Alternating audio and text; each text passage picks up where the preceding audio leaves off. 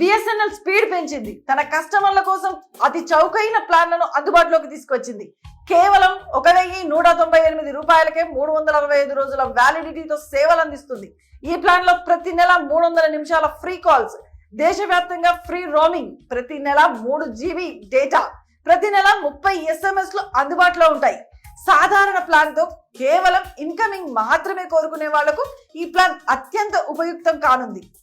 ఇలాంటి ప్లాన్ పోటీ సంస్థలైన ఎయిర్టెల్, జియోతో పాటుగా మరో సంస్థ అయిన వొడాఫోన్ ఐడియా కూడా ఇవ్వలేకపోవడం ఇక్కడ గమనించాల్సిన విషయం. ఇక మరో ప్లాన్ విషయానికి వస్తే 411 రూపాయలకు 90 రోజుల వ్యాలిడిటీతో అన్లిమిటెడ్ కాలింగ్, రోజుకు 2 GB డేటా వాడుకోవచ్చు. అలాగే 1515 రూపాయల ప్లాన్ తో అయితే 365 రోజుల వ్యాలిడిటీతో రోజుకు 2 GB డేటా, అన్లిమిటెడ్ కాలింగ్, రోజుకు 100 SMS వాడుకోవచ్చు. అంటే నెలకు కేవలం యావరేజ్ గా 150 రూపాయలు కూడా ఖర్చు చేయాల్సిన అవసరం లేకుండా ఇంత భారీ ప్రయోజనాల్ని పొందవచ్చు.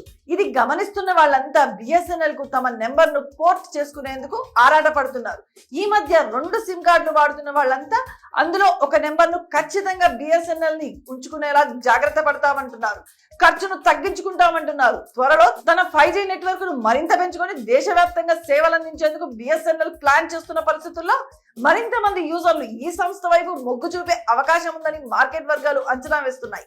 ఇదే జరిగితే పోటీ సంస్థలు కూడా ప్లాన్ తగ్గించాల్సిన పరిస్థితి వస్తుందన్న అభిప్రాయాలు వ్యక్తమవుతున్నాయి. ఇన్నాళ్ళు ఎయిర్టెల్, జియో కాస్త తక్కువ ధరలకి యూజర్లకు ప్లాన్లను అందించిన మాట వాస్తవం. కానీ రాను రాను అవకాశం చూసి ఈ సంస్థలు ప్లాన్ ధరల పెంచుతూ పోయారు. జియో సంస్థ రేట్ల పెంపును అనౌన్స్ చేయగానే అందుకు తగినట్టుగా ఎయిర్టెల్ కూడా అదే బాటలో నడిచింది. అందుకే ఈ 2 సంస్థలపై యూజర్లు కాస్త ఆగ్రహంతో ఉన్నారు. అలాంటి వారంతా ఇప్పుడు సెకండ్ ఆప్షన్ కింద బిఎస్ఎన్ఎల్ ను ఎంచుకుంటున్నారు.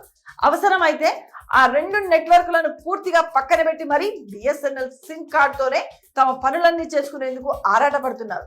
సిగ్నలింగ్ వ్యవస్థతో పాటు డేటా స్పీడ్ ని కూడా మరింత క్వాలిటీగా, వేగంగా అందించగలిగితే బిఎస్ఎన్ఎల్ స్థాయి ఎక్కడ ఉంటుందని యూజర్లు ఓపెన్ గానే చెప్పేస్తున్నారు. అందుకు తగినట్టుగానే సంస్థ కూడా ప్రయత్నాలు చేస్తుంది.